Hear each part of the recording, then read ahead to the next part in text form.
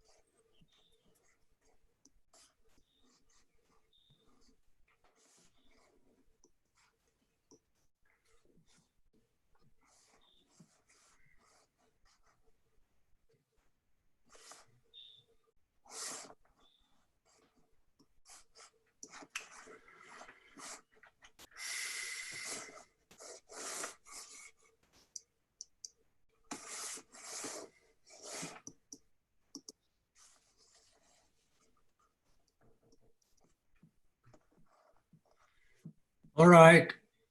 You shall recall that yesterday we were discussing about a nitrogen cycle.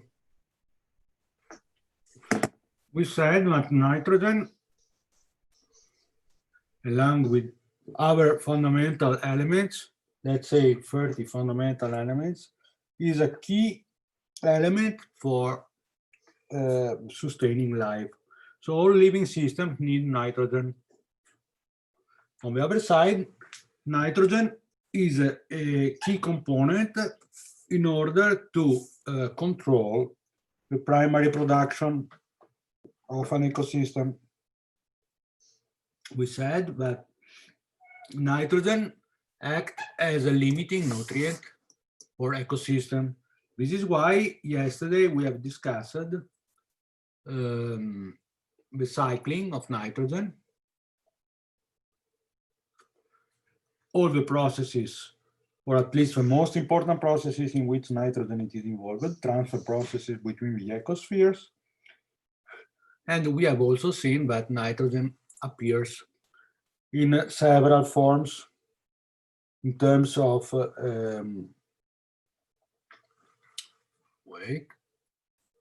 in several forms in terms of oxidation numbers. So we have nitrogen in ammonia, in nitrate, nitrite, and so on. As an example of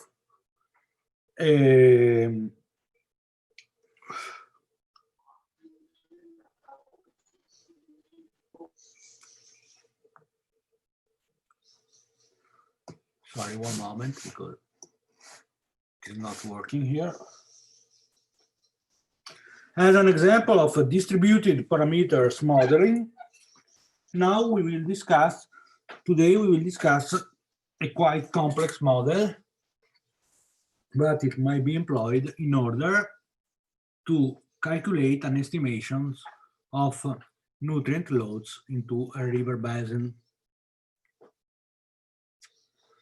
In order to do this, in order to build a distributed parameters models able to make estimation of nutrient loads on large river basin, we shall employ a geographical information system, GIS.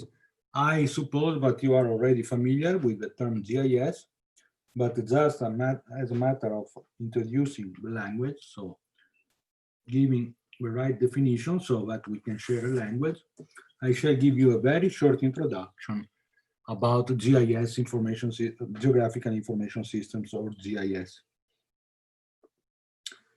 The commercial software that you may find for dealing with the GIS, geographical information systems, the classical are ArcInfo, ArcView from Esri, that are professional tools, very expensive.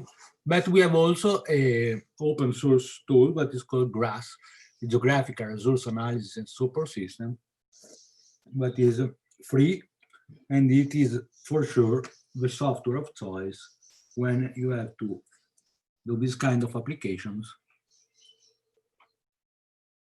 in third world countries, in which, of course, we do not have much money to invest into this kind of software. Please take note that ArcInfo ArcView suite costs around 1,000 euro, around 1,000 to 10,000 euro, depending on how much module you will employ. But it is very costly, the software from Esri, like Archive View, while the open source software GRASS, it is free. Geographical information systems are fundamental tools when you have problems linked to land management, on when you want to build decision support systems, linking the use of land with the effects in terms of anthropic impact. You use this kind of tools for land management to build decision support systems and to do geographical modeling, distributed parameters models.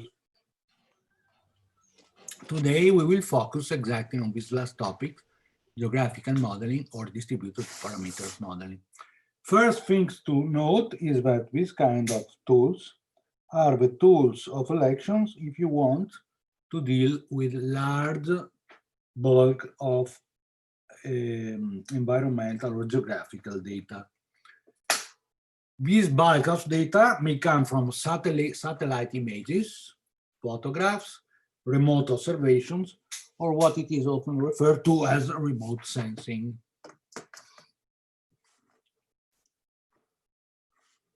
By geographical information systems, you can build a description of a portion of land, and you have the possibility of combining different information layers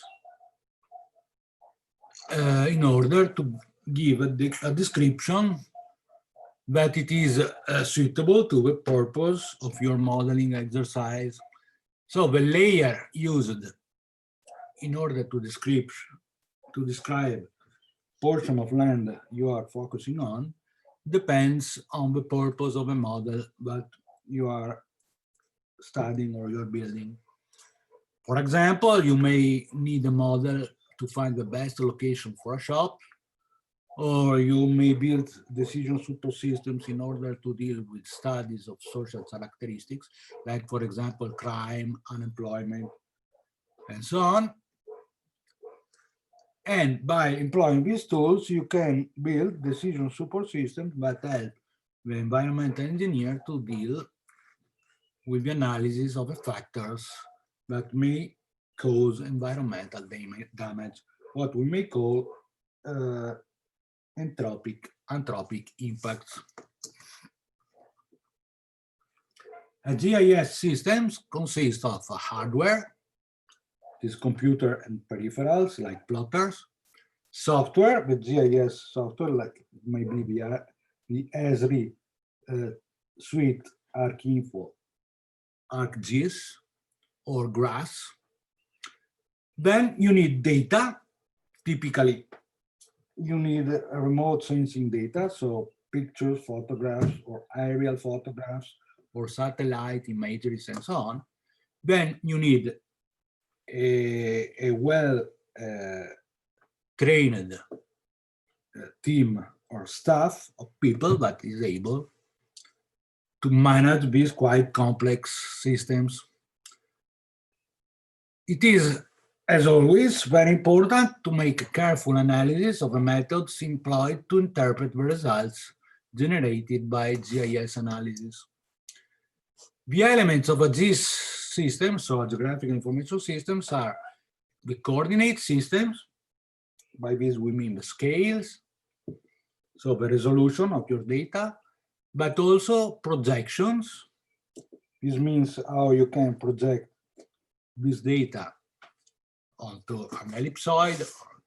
The point is that you are describing a portion of a sphere is the surface of a planet, and in order of our planet, a portion of the surface of our planet, and in order to do that, you need to define what are called projections.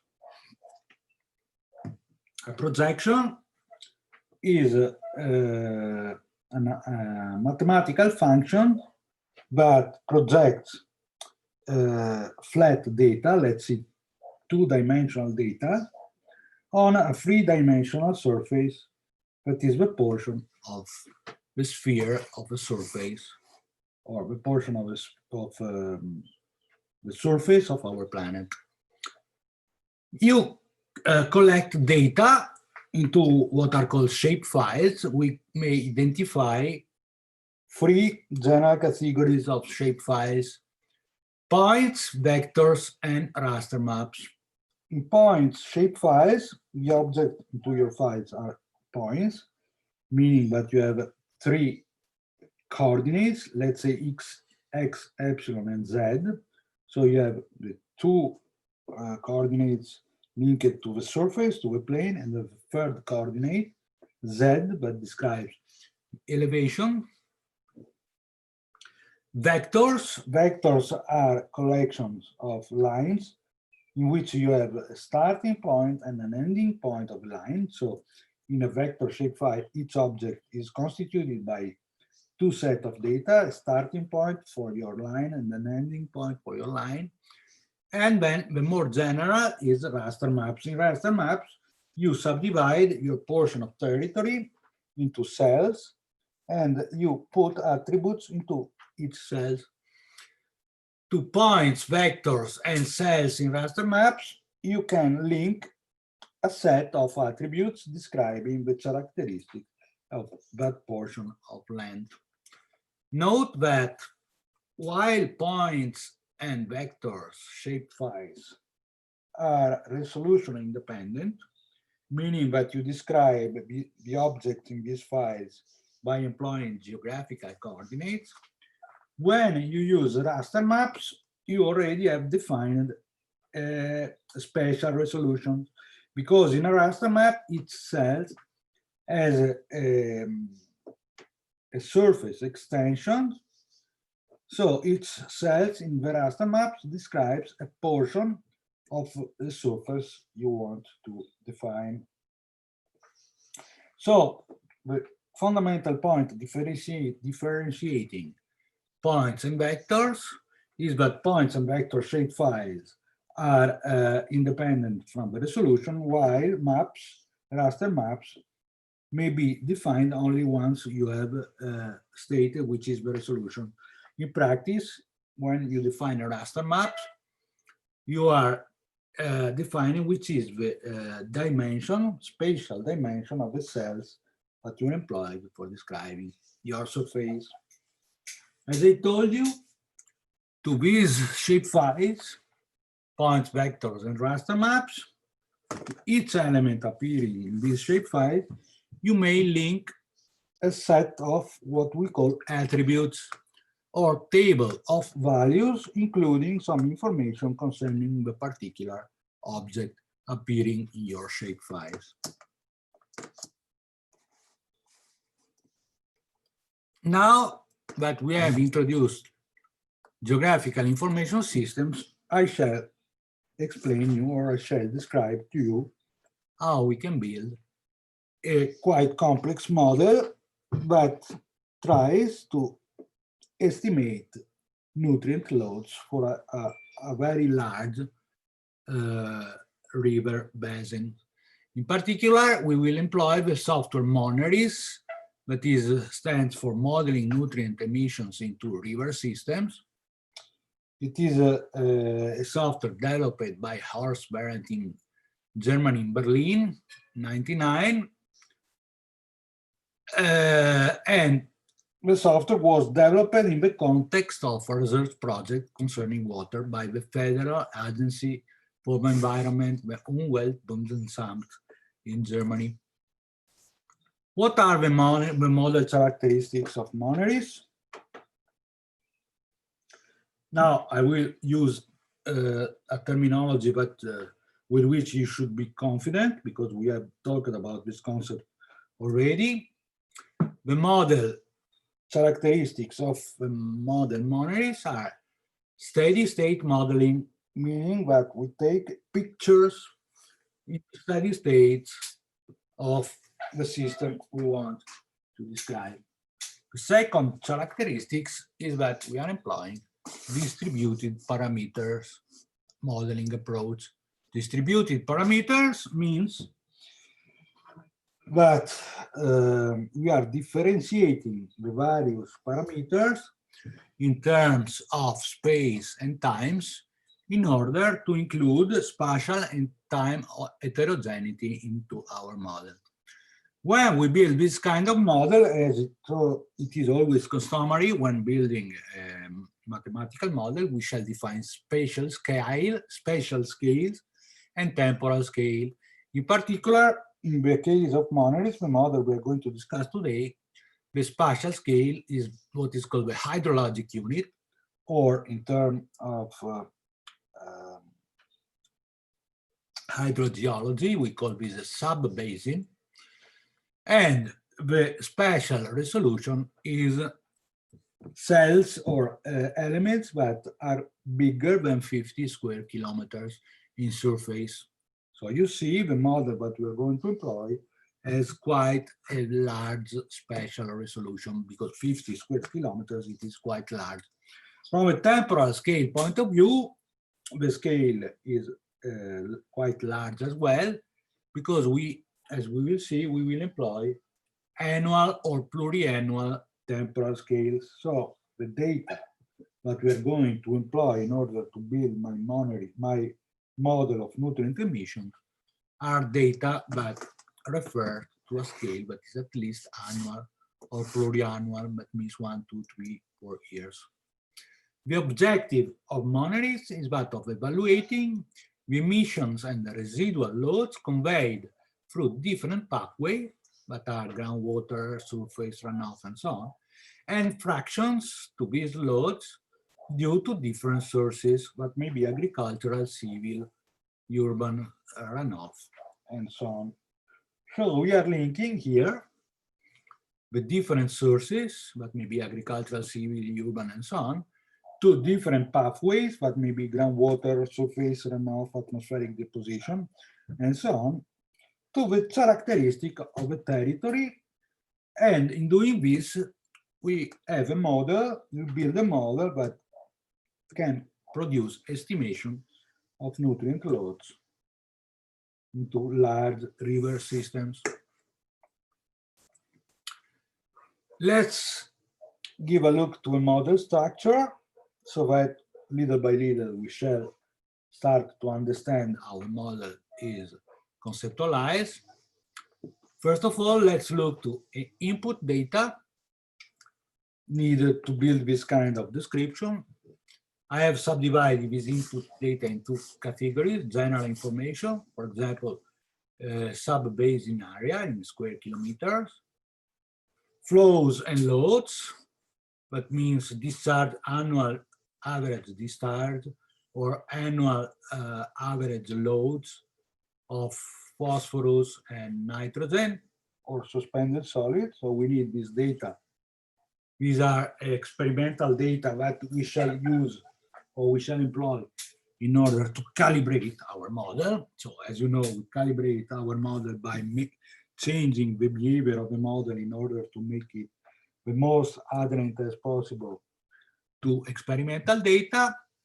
Then we shall include statistics on municipalities, for example, number of inhabitants on the sub-basin, or arable land, surface of the arable land, what we call SAL, surface of arable land in the sub-basin. Then we shall include a large set of data concerning the characteristic of land. For example, land use is a key characteristics in order to evaluate nutrient loads generated by this single portion, elementary portion of land. So we subdivide land use in terms of urban zone, industrial zone, or vegetated, artificial vegetation zone, arable areas, permanent culture, pastoral lands, and so on. So we have quite a wide description of land use. I anticipate you that this kind of data come from satellite observation. In particular, for this application, we have employed the Corinne land cover, that is a data set that is produced at the European community level, giving quite a detailed description of land use. Then we have to include information concerning the pedology of the area. Pedology means the type of soil. So sand, clay, wetlands, water surface. We shall include information of geology, so consolidated terrains, unconsolidated terrains, porous terrains, and so on. We shall include information concerning the slope, pendenza. So this is the average slope on the sub-basins as a percentage. Then we have to include all the sets of climatic informations, like, for example, precipitation and atmospheric deposition or evapotranspirations, because as we have already stated here and there during the class, pollutants, nutrient loads are vehiculated by water flows, so we have to describe which are the water inputs on the catchment. So this is why we need to describe precipitation and atmospheric deposition. Then we have to include information concerning agricultural surplus, because in particular the model that we are going to apply is applied to agricultural areas, and you know that agricultural land may be a significant source of nutrient loads. So we shall include information concerning agricultural surplus in terms of nitrogen. In Italian, nitrogen is azoto, or agricultural surplus in terms of phosphorus. These information, these figures are expressed in kilogram of nitrogen per hectare per year. So this is a surface and temporal average densities of loads in the land that we are employing, we are analyzing. Then you have to include informations concerning urban systems. For example, number of inhabitants that are connected to the sewage system, number of inhabitants that are connected to the sewage system and treated by wastewater treatment plants, the length, the average length of the sewage network, the average length of the sewage network subdivided by gray waters and black waters, total phosphorus discharged by the wastewater treatment plant, and total nitrogen discharged by wastewater treatment plant. These are the basics information that you include as input information into your nutrient emission generation model.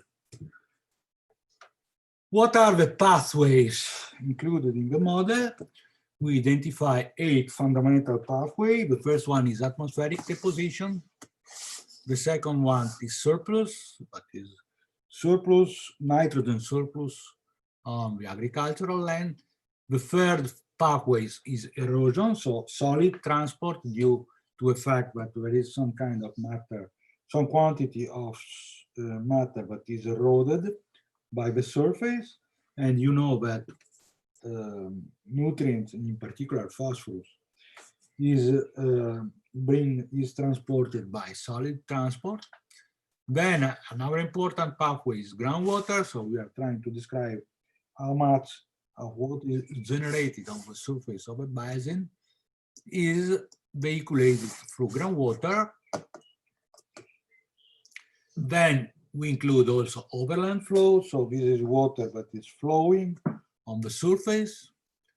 We include point sources, and as you know, point sources refers to the loads due to wastewater treatment plants that are present in the catchment. We include information concerning urban systems, in particular, how much is the urban surface, because you know that urban systems are paved areas, and as paved areas, they have a very peculiar transport or nutrient transport characteristics. And then we include another pathways that is linked to the background nutrient loads. By this sketch, I'm trying to summarize all the linkages between the various pathways. In particular, we calculate nutrient surplus in the topsoil. From this, you have an immediate transfer to the atmospheric deposition pathway and an immediate transfer to the urban areas in terms of paved areas. This nutrient surplus into the topsoil is vehiculated through the erosion pathway to the surface runoff pathway and to the groundwater pathway, nutrient leaching from the root zone to the base flow and to the interflow. So this is the pathway describing groundwater. And then we have to include also the loads generated by point sources that typically are transferred to paved urban areas. All these pathways are combined so that in the end the software calculates an estimation of the total nutrient emissions into the river system. Then, as you know, the river systems has more or less extended ability to retain or to transform some quantity of these nutrient loads by what it is often called the self-purification capability of water systems.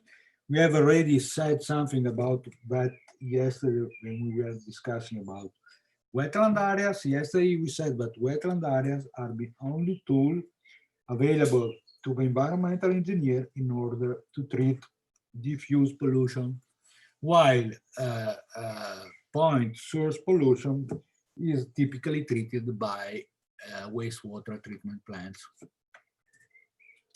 Okay, after evaluating nutrient retention and losses into the river system, we end up with figures describing nutrient loads in the rivers, and in the end, that is the final, the very output of the model, we have estimation of nutrient inputs into the seas generated into a particular catchment area.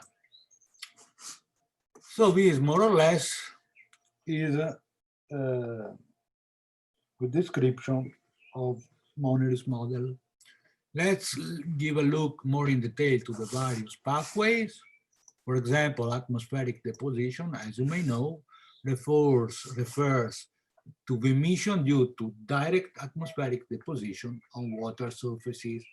So atmospheric deposition is used also in various other pathways, in particular erosion, urban system, groundwater and tile drainage, because atmospheric deposition is also a source of nutrients for these pathways as well. Then let's focus on the pathway surplus.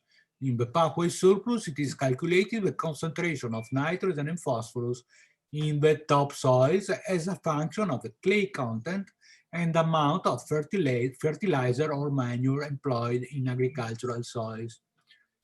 It is not a calculated value of emission, but it is the results, but, it is not calculated a value of emissions. Instead, the results of these pathways are used in pathway erosion, groundwater and tile drainage. Nutrient surplus, it is what it remains as nutrient loads on the soils after agricultural activity. Erosion describes solid transport from agricultural land, and it is a significant release of suspended solids and nutrients. Groundwater is linked to precipitation that infiltrates and is loaded of nutrients from the soils. So before arriving to the closure of the basin, several processes can take place, such as denitrification or phosphorus release under anaerobic condition, which depend on various soil characteristics that may be included in your model. Of course, groundwater, I may anticipate, is one of the most important emissions pathways. Then we have overland flow. Overland flow is the surface runoff in areas that are not paved, so not urban area. The nutrient concentration units are determined by the soil type, of course, because you know that the soils may act as a filter depending on soil characteristics. Point sources are discharges from sewage treatment plants and industries. Urban systems refers to discharges that happen during rain events, in which most of the water it is collected from drains and are then vehiculated or bottled into the receptor water body. Tile drainage refers to drainage system in agricultural land. So it's related again to the emissions from agricultural land into drainage system, and considers calculated surplus concentration and processes such as denitrification. And then we include also background flows that calculates the total emissions without the anthropogenic contribution, so the natural system. Okay. So, monolis, it is quite a simple model, even though it is applied to a complex system. The model structure is made up of several spreadsheet data files. In particular, we are employing Excel spreadsheet files.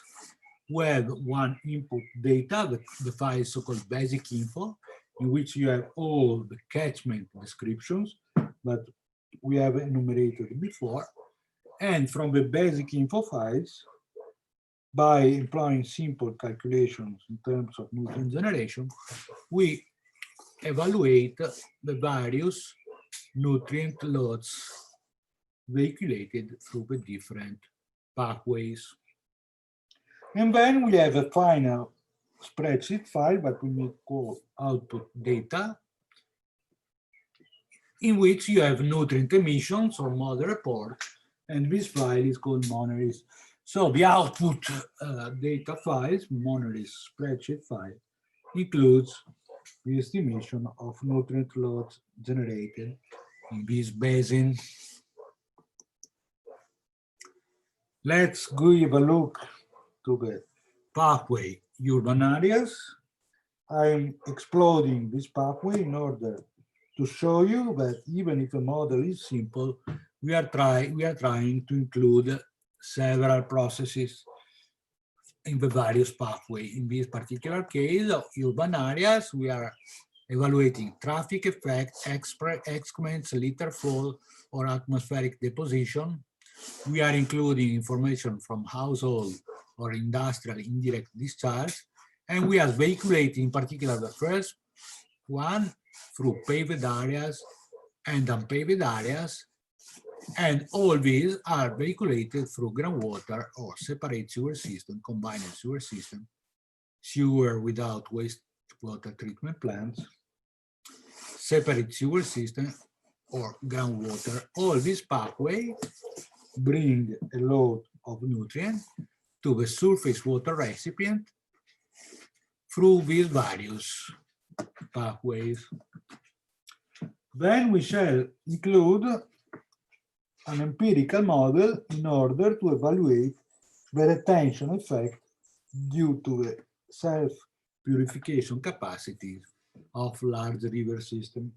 In particular, in monolis, it is employed a very simple model that is the one I am describing in this slide. So we said that the load that is generated into a particular portion of land is equal to the emissions that is generated it is caused by the particular land use, divided by this quantity 1 plus 2 parameters A and B times a power of the discharge B.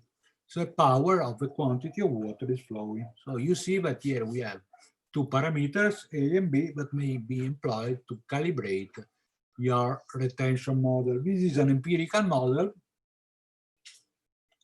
And in these 2 graphs here, I'm showing the relationship between the specific runoff Q, that is the liter of water per square kilometers per second that is flowing onto the land. All the dots refers to several catchments in Europe. And you see that in several catchments in Europe, we have empirical evidence that there is a relationship between specific runoff and the ratio between total phosphorus transport and total phosphorus emitted by the system, and the relationship, it is kind of sinusoidal relationship whose function is exactly the function that I'm presenting here. So the black line here is the retention model, the empirical model calibrated by varying the parameters A and B, and the calibration is made by trying to make the retention model the most adherent to these empirical data. This first graphs refers to total phosphorus, and this second graph refers to dissolved inorganic nitrogen and total nitrogen. Okay, do you have any questions? No, now it is too early, but you will have questions later. I sent you a message in your inbox, sir. Sorry? You have a message. The guys who are following it on YouTube are complaining of it being blurred. Sorry, the guys that are following on YouTube are complaining. It is not working.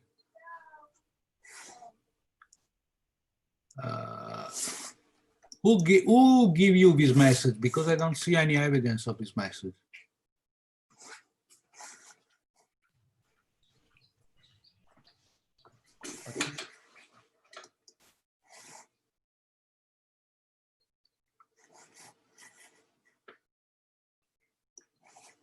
I do not know how to do that because, wow.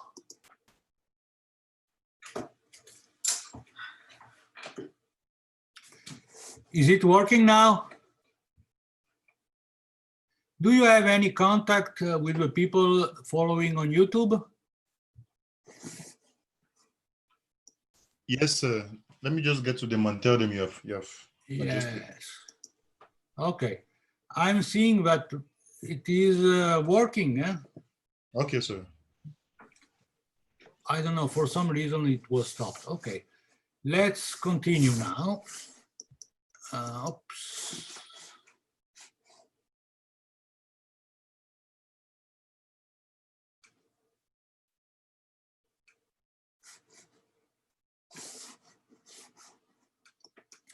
Okay, so this is the figures that describes the retention model employed to describe the self-purification ability of water bodies.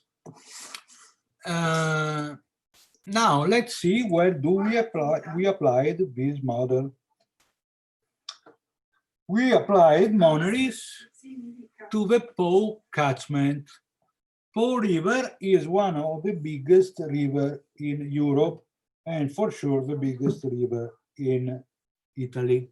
In particular, this is a description of a Po catchment. This is the Po River Valley. The Po River Valley is bounded in the northern part by the Alps and in the southern part by the Apennines.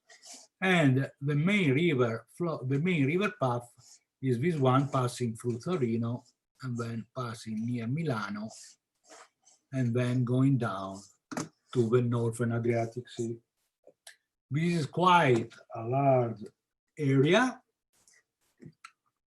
73,000 square kilometers area. So you see what we are modeling here. We are modeling a huge surface, a huge area, but represent the catchment of a very important river. The population in this area is almost 17 millions. If you consider that Italy is 60 millions in total, so we are almost 1/3 of the population of Italy is living in this area.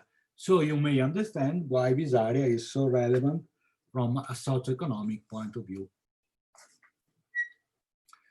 There's a national economic relevance in terms of GDP, meaning that 40% of the GDP is produced in this area, 46% of employment is in this area, 37% of industrial production is in this catchment, 35% of the agricultural production in this area, and 55% of cattle production as well is in this area. Apart from GDP and employment, you may understand, but in that industrial production as well as agriculture, as well as cattle raising, are all areas, are all activities that generate important nutrient loads. In particular, if we focus on agriculture, we discover that 3.6 million hectares, so this means the 45% of the whole agricultural land or arable land in Italy is in this area. And here we grow wheat, maize, fodder, barley, sugar beet, rice, horticulture, and fruits.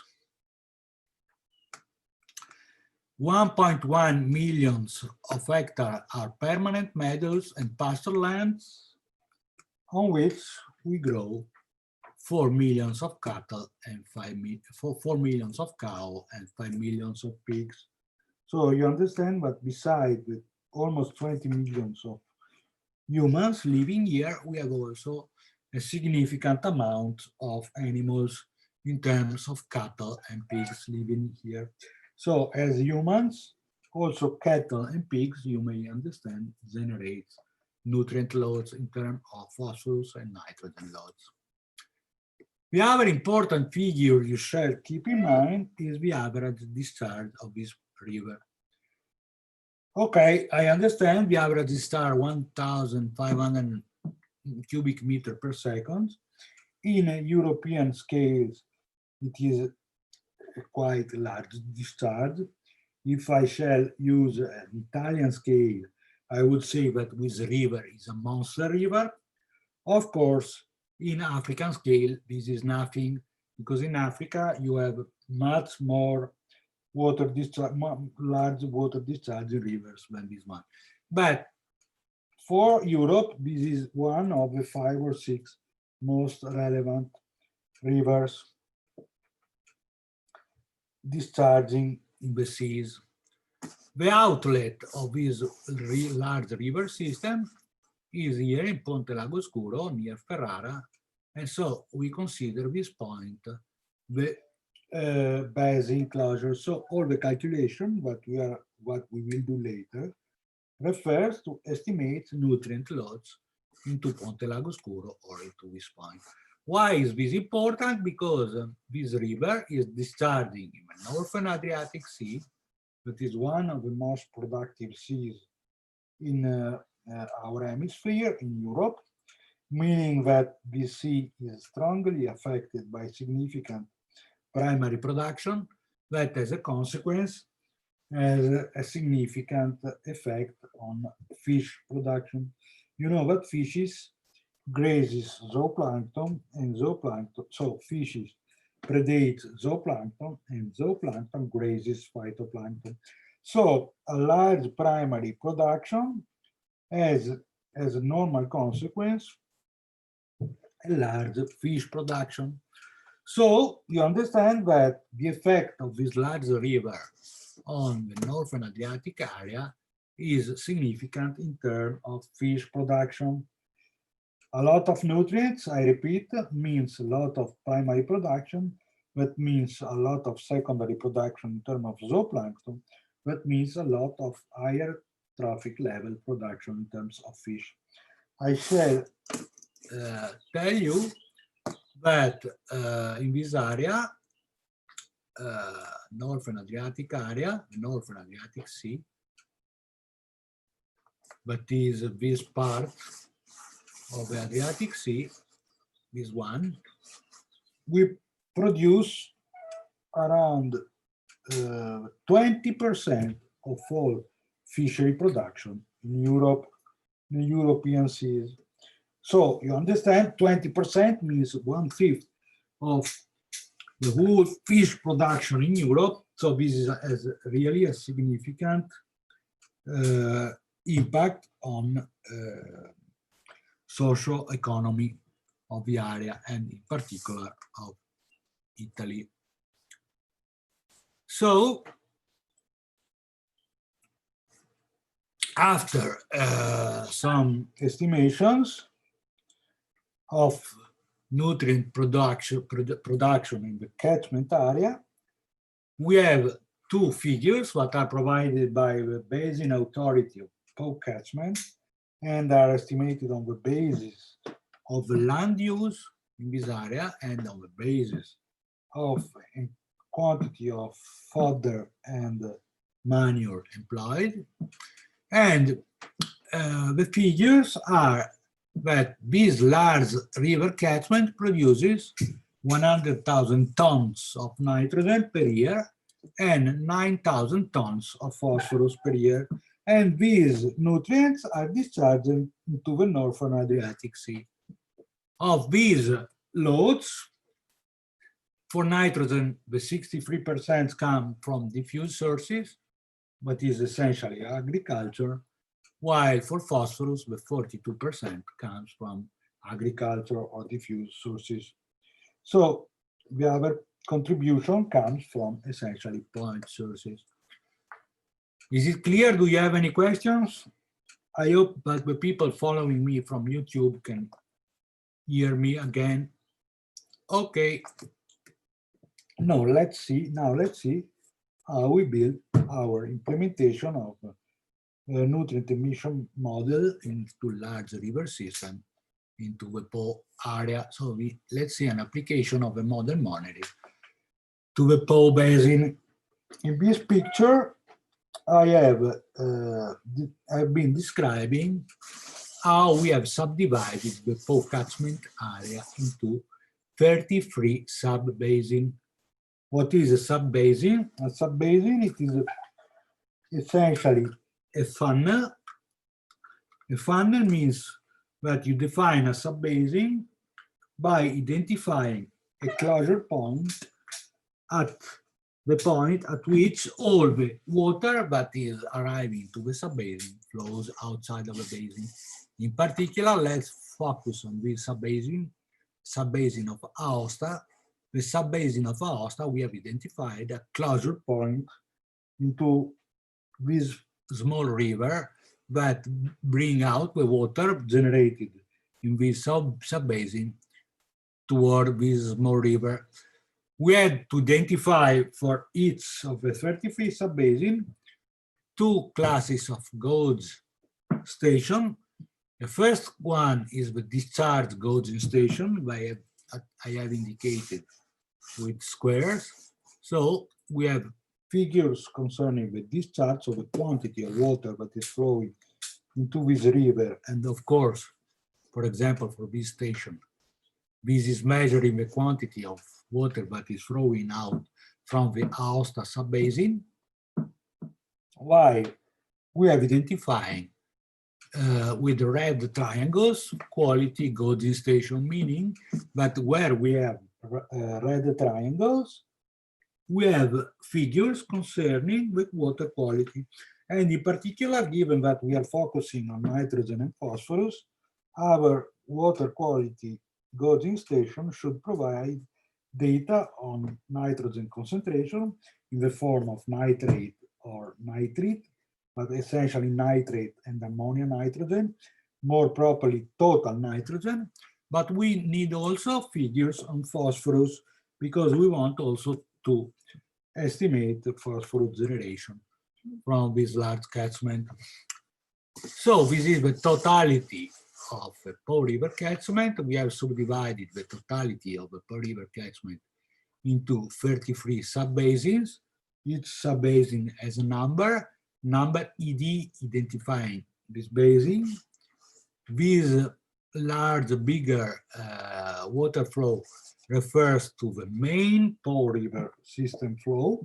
So this is the Po River flowing from the sources and going down to Ponte Lago Scuro, so onto the outlet of a catchment. So these are the waters coming from the whole subbasin and discharged into the Northern Adriatic Sea. We said that it is important to describe water flows because most of the pollutants we are focusing on are transported by water flows. And in this representation, we have also indicated in blue large lakes. This is the Garda Lake, this is the Como Lake. So these are the important alpine lakes appearing in this area. And we have also included in violet urban areas. In particular, in this catchment, we have two large cities, the cities of Turin and the cities of Milan. Milan is the largest city in Italy. So you see that there is a huge area, that is urban area, and this is the city of Milan, and we have also a large area here, that is Torino, the city of Torino. Okay, let's go on. For each of these 33 subbasins, we have to identify a gauge station for discharge and for water quality. We need this gauging station with empirical data, observation data, that we will use for calibrating our model. And for each of these 33 subbasins, we shall include catchment ID, so a number, ID, identifying a catchment, a net catchment area, and the total catchment area, and an equation linking net to total catchment area. What do we mean by net and total catchment? Sorry, I have to bother you with my terrible drawing ability because I do not know our ways of explaining you what we mean by total and net catchment area. Let's imagine that we have a catchment here, another sub-catchment here, and that we have a river. Let me change the pen. And we have a river that is flowing from these subcatchments down to the outlet. So if we focus on this subcatchment, we know that the catchment area, the net catchment area, is exactly the area of this subcatchment. If we focus on this lower subcatchment, we may say that the net catchment area is the area included into the subcatchment, while the total catchment area is the summation of all the areas that are flowing into this catchment. So the total catchment area of this subbasin is given by the surface of this subbasin plus the surface of upstream subbasin that is contributing to the subbasin itself. Sorry, one moment. Let me go back.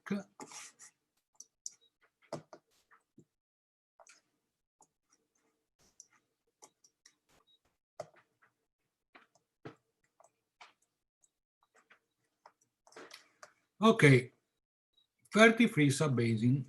For each of the subbasin, an ID and a net catchment area. and the total catchment area.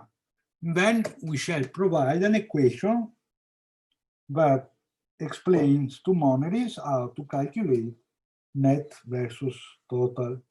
So we have to include into our basic info, so into the input data file of a model, we have to include the relationship between net to total catchment areas.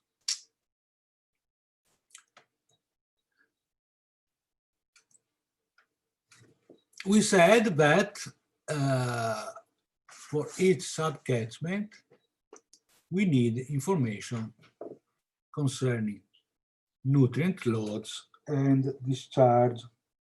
So, and what quantity of water that is crossing or is coming out from a subcatchment. For obtaining this data, we consider the total catchment runoff as information coming from the managing authority of a river basin, that is called the ADPP. So we have average measures of discharge in the period 1990 to the period 1995. For nutrient loads, again, we employ figures provided by the managing river authority of the Po River. And we have figures concerning dissolved inorganic nitrogen, that is ammonia nitrogen plus oxidized form of nitrogen, nitrate plus nitrate. Then we have total dissolved inorganic, we have total nitrogen and total phosphorus. By making a first approximation or assumption, we calculate the load by simply multiplying the discharge versus concentration. You may understand that this is a strong approximation because the figures related on discharge, or more precisely, the figures related to nutrient concentration are not statistically independent from the figure related to discharge. What does this mean? This means that while the discharge is growing, so increasing discharge, you will have a progressively decreasing nutrient concentration because there is a washout effect, but is not included in this application. So what we do immediately, the first approximation is that we calculate nutrient loads by simply multiplying discharge in cubic meters of waters per unit time. We multiply this figure to the concentration, and so we obtain a nutrient load. Then we shall start describing in detail the characteristics of the 33 subbasins. In order to do that, we employ the National Institute for Statistics, that in Italy is called ISTAT, and we subdivide, we include the subdivisions in ISTAT subunits, and we calculate by GIS calculation, GIS combination, how much of the ISTAT subunits pertains to each of the subbasins, and as a matter of proportion in terms of area of the ISTAT subbasin pertaining into a subcatchment, we can calculate characteristics of subcatchment. I'm going very fast because in order to explain you in detail how this calculation is carried, we should employ a lot of time concerning describing how do we do GIS algebra. So how do we combine GIS layers, and we make calculation to GIS layers. This goes further out the objective of our class, but I'm assuming that you have the intelligence and the understanding of reading a manual of a GIS software in order to understand how to do that. The ISTAT subunit that by incidence correspond to to electoral sub collegiums are more than 6,000. So we have a lot of information. For each of these 6,000 subunits, we have a figure concerning inhabitants. We have the total area from statistical reports. We have information concerning the arable land contained into the ISTAT subunit. Then we need to include information concerning land use. As I anticipated, we employed the Corinth 2 land use map, that is an European Environmental Agency provided map, but comes from satellite observation. And in this map, we have classification of lands. So different colors corresponds to different classification. In particular, red color correspond to urban areas, blue colors correspond to water surface. And then we have a distinction in terms of what is grown and where it is grown with different colors, the wool, catchment area. As we have done for the ISTAT subunits, we shall do that with the land use, Corinth land cover. So we have to calculate for each of the sub-basins that I have drawn here in deep green border. For each of the 33 sub-catchments, we have to calculate how much of the different types of land use is included in this sub-catchment. We do the same for geology. So we have a very rough geological classification in terms of hydrogeological types. So again, the source is the basin authority of the Po River. So we have essentially 4 classes: consolidated terrain with high porosity. So these are terrain through which you have a significant water flow. So a significant connection from what arrives on the surface and what percolates into groundwater. Then we have consolidated impermeable soil. So these are soil by which you do not have an easy connection between surface and groundwater. And then we have unconsolidated deep groundwater and unconsolidated shallow groundwater. So these are areas through which you have an important connection between surface and subsoil, but we differentiate these in terms of how deep or shallow is the groundwater. So in unconsolidated deep groundwater, you will not have a strong connection to groundwater, like this is the case in blue areas. And in unconsolidated shallow groundwater, instead, you have a strong connection between the surface and the groundwater, because the groundwater is shallow, so it is strongly connected to surface. Then we shall switch to other important soil characteristics, and in particular to the digital elevation model. This is important because the digital elevation model gives us information concerning where water flows. So tells us how much water we got through surface runoff or to groundwater, as we anticipated. These are the pathways of the model. So from this digital elevation model that comes from the USGS, that is United States Geological Surveys, that has quite extended digital elevation model for the whole planet, we may calculate the slope. So for each cell, we have an indication of a slope. So the darker colors correspond to higher slopes or to more steep slopes. Of course, you need the slopes in order to evaluate how much of the water is vehiculated through surface and how much of the water is vehiculated through groundwater. Then we need information concerning meteorology. In particular, we have precipitation, and we have a very, very, very rough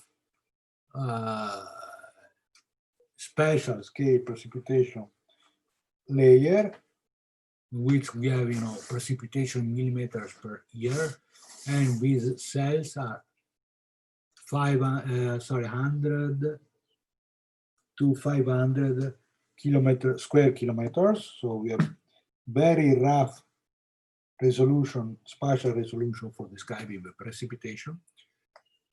And we shall include figures concerning the yearly precipitation or the summer precipitation, winter precipitation, because in summer and in winter we have different ecological processes taking places. When we need a long-term average estimation of precipitation, these are all data, but we need to include in order to make our calculation the most reliable. We have a similar figure for evapotranspiration, even more rougher resolution. This data comes from the United Nations Environmental Program. And then we shall include some data concerning atmospheric deposition. This comes from the IGB in Berlin. So we need data concerning gram of nitrogen per grams of nitrogen per month per square meter that are produced in the catchment. And then we need information concerning nutrient surplus. How do we obtain these maps on nutrient surplus? We simply calculate an agricultural surplus in terms of nitrogen and phosphorus by including information concerning fertilizer plus manure and subtracting to this figure what is taken away by yield. So you see here you need information concerning fertilizer and manure employed by the farmers. You need information concerning how much of farm production is produced each year. Then you have to convert this production in terms of nitrogen and phosphorus, and by simply subtracting from fertilizing plus manure nitrogen and the nitrogen taken away by yield, you obtain what remains on the topsoils. So the agricultural surplus. The figure we calculate are expressed in kilograms of nitrogen per hectare per year. The phosphorus, because the dynamic of phosphorus is more complex, it is more related to long-term processes, we calculate the kilogram of phosphorus per hectare in the long term, in which for long term we assume 50 years.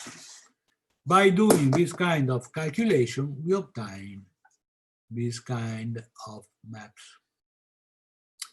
Here, in colors, we have different nutrient surplus related to the different basins. So the color represents nutrient surplus. This is the map for nitrogen. So this is a kilogram of nitrogen per year per hectare produced in the sub-basin. And so you see that this sub-basin, for example, are the sub-basins that produce the larger amount of nutrients, nitrogen surplus. This is due typically to the type of land use in terms of agricultural activities in these soils. Again, I'm not going to much details, but just to tell you, here we have very important rice production fields, and in this area we have very important wheat and maize production system. We have the same figure or the same picture for for phosphorus surplus, of course. This is the figure for nitrogen. And then we have to calculate a similar layer for the urban system. In order to do that, we shall include the wastewater treatment plants, the information concerning the wastewater treatment plants, information concerning the total inhabitants or sub-basin, the number of connected to sewage system inhabitants, the number of connected and treated inhabitants, and then we have to include figures concerning phosphorus and nitrogen load discharged from the wastewater treatment plants into each sub-basin and the length of combined and separated sewer. So this is the figures, the layer we obtain for nitrogen produced with total nitrogen from wastewater treatment plant in each sub-basin. Again, you will see that in terms of total nitrogen, these basins and this one, total nitrogen coming from wastewater treatment plants, are the most significant basins. Okay, now we are ready to start putting all this information into the basic info file. So the general information for the subcatchment. We start by populating our spreadsheet layer, spreadsheet file, spreadsheet table or our Excel file. For each row, we identify a sub-basin. These are the 33 sub-basins. These are the IDs defining the sub-basins. These are information concerning where this sub-basin flow goes. These are the names of the sub-basins. We have information concerning the gauging station. And then here we have important information concerning the catchment area that is GIS calculated and the net catchment area that comes from GIS calculation as well.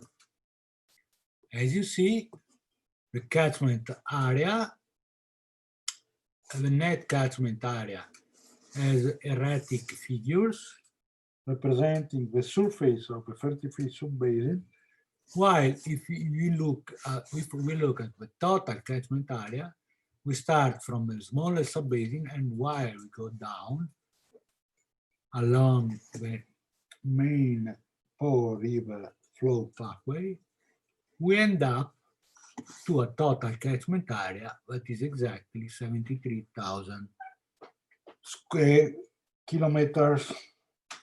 That is exactly the total area of a Po catchment. So as the total area of the last sub-basin, total contributing area, we have the total area of the Po River basin or catchment. Okay. Now let's see what the MCESy file provides us. MCESy files provides a set of quantities describing the behavior of the model. First of all, we obtain figures along the main Po River. Please note that these pictures are figures, referring to the gauging stations that appear on the main Po River catchment.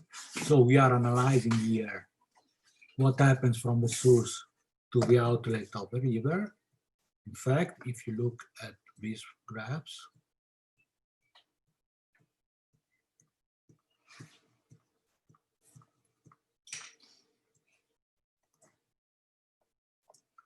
here you have on the horizontal axis the distance from the source of the river. So our river, Po River, is long around 550 kilometers. And then we are comparing here discharges that are measured, meaning figures of discharge that are provided as experimental observation, and we are comparing figures of discharge measured with figures of discharge calculated by our model.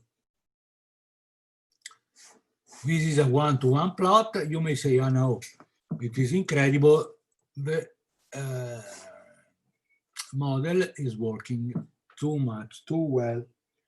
In fact, there is a trick here, in the sense that we are not truly calibrating water discharge.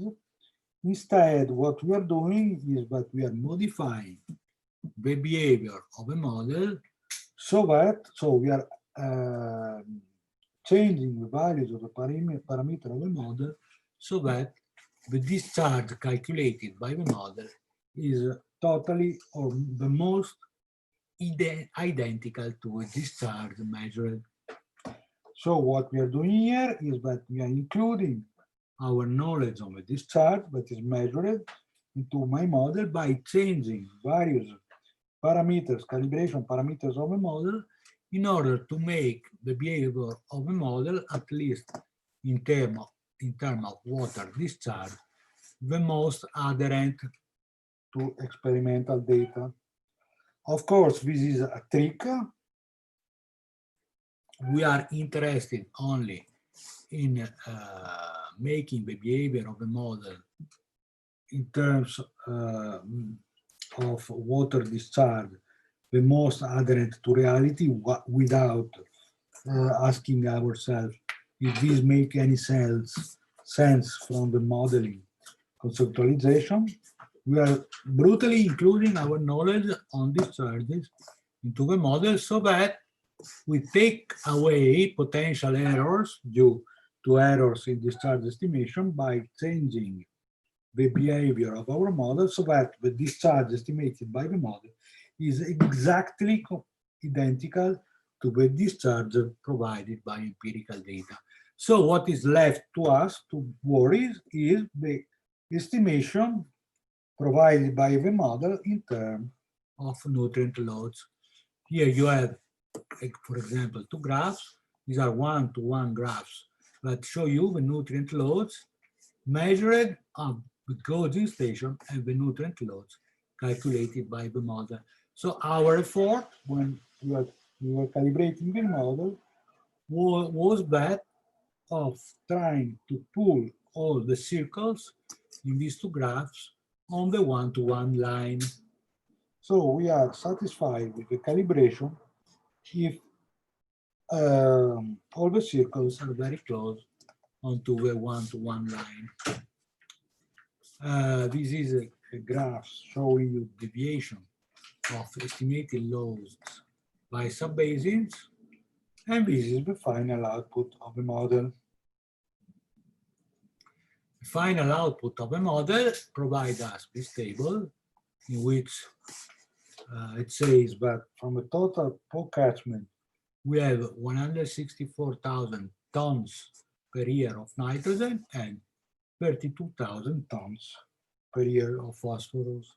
I recall you that the estimation provided by the drainage authority of the Po River was 100,000 tons per nitrogen and 9,000 tons for phosphorus. So at least we may say that we are close, at least as an order of magnitude. But this model application gives us other information. For example, you may first of all look at these graphs. Again, these are graphs showing along the main river coast the difference between calculated and observed loads. So while calibrating the model, we employed a visual technique, so changing the parameter in order to make these two curves. The blue one is measured, so experimentally observed, while the pink one is calculated by the model. So we moved the pink line that is provided of the result of the model by changing the calibration parameter toward the blue line.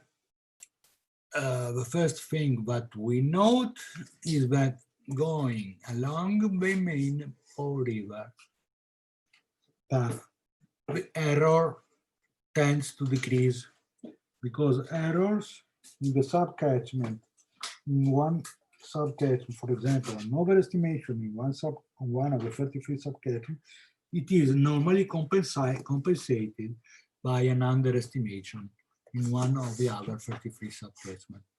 So the first information that you get by looking at this, it is that along the main river, the error that you make in estimating nutrient loads decreases. The other important information comes from these bar graphs in which you have information concerning which are the pathways that more contribute to the final nutrient loads. In particular, you see that for groundwater, and in particular, we have groundwater is the most important pathway concerning nitrogen load calculation. While I expect, for example, overland flow or wastewater treatment plants or urban system is the pathway that most contribute to the calculation of phosphorus loads. So these models gives you a quite powerful decision support system tool in which you have a way of estimating total loads of nitrogen and phosphorus or nutrients into a very large 73,000 square kilometers river basin during a very long time span, several years, and you have also information on which are the activities in the basins that are most contributing to the loads of phosphorus and nitrogen. By these results, we may provide this kind of plots, maps. In these maps, you have total nitrogen produced, total nitrogen emissions, and total phosphorus emissions provided by the different 33 subcatchments. In particular, we shall note that the subcatchment in which we have the city of Milano here is the most contributing subcatchment to the total loads of nutrients in terms of nitrogen and phosphorus. How is this possible? The city of Torino is comparable to the city of Milano in terms of nutrient loads. This is possible due to the fact that when this application was built, the big city of Milano did not yet have a wastewater treatment plant system capable of treating all the water discharge generated in the sewage system.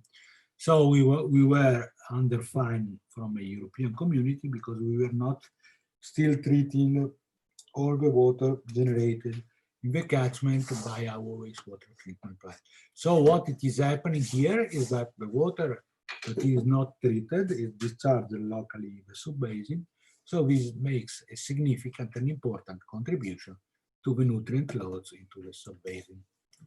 By this analysis, we may find some critical spots along the main river flow course that tells us where I shall expect to find the more impaired water quality conditions.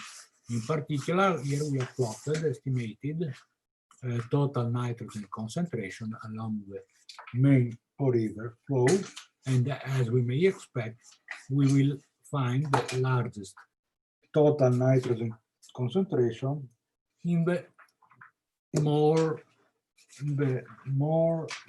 downstream part of the river. So this also tells you why this river is discharging a lot of nutrients into the Northern Adriatic Sea. Okay, so you see we have employed this model. These models allows us to make estimation of total nitrogen, total phosphorus discharged. Not only these models allow us to identify which are the particular anthropogenic activities that most influences these loads, the production of these loads. Then the last part of the story is that we may employ this kind of decision support system in order to study different future scenarios for the management of the area. In particular, we have identified 6 general scenarios: a business as usual based scenario, a business as usual high scenario. So meaning a business as usual in which we have the actual condition, a business as usual in which we provide higher anthropogenic impact. We have evaluated the policy target 1, policy target 2, policy target 3.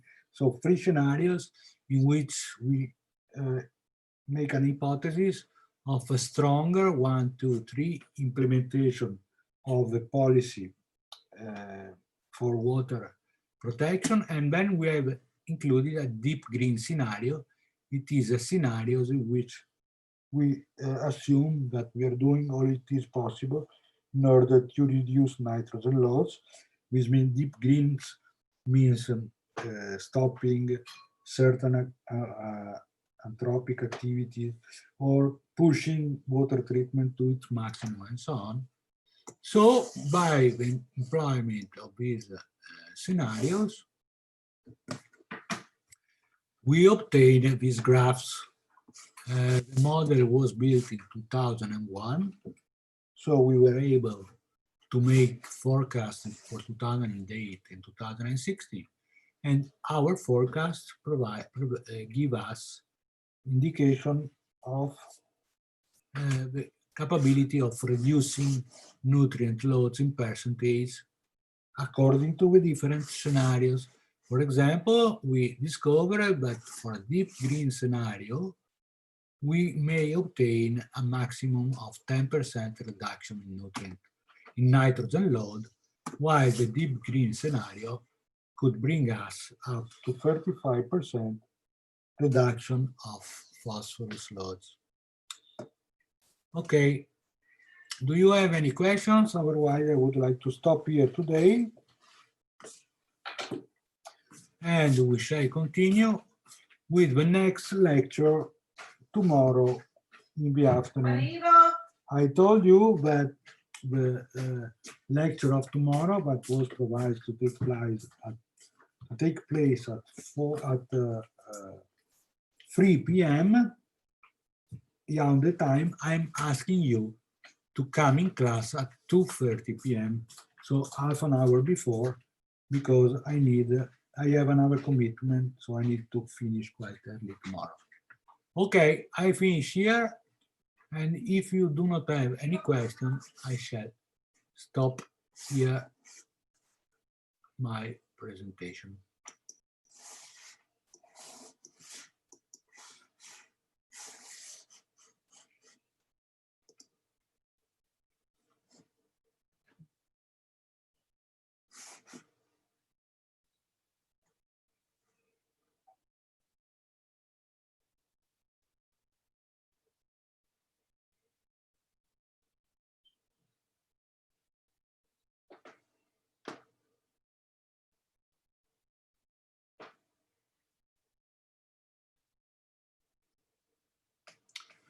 Okay, see you tomorrow though. I close the class, huh?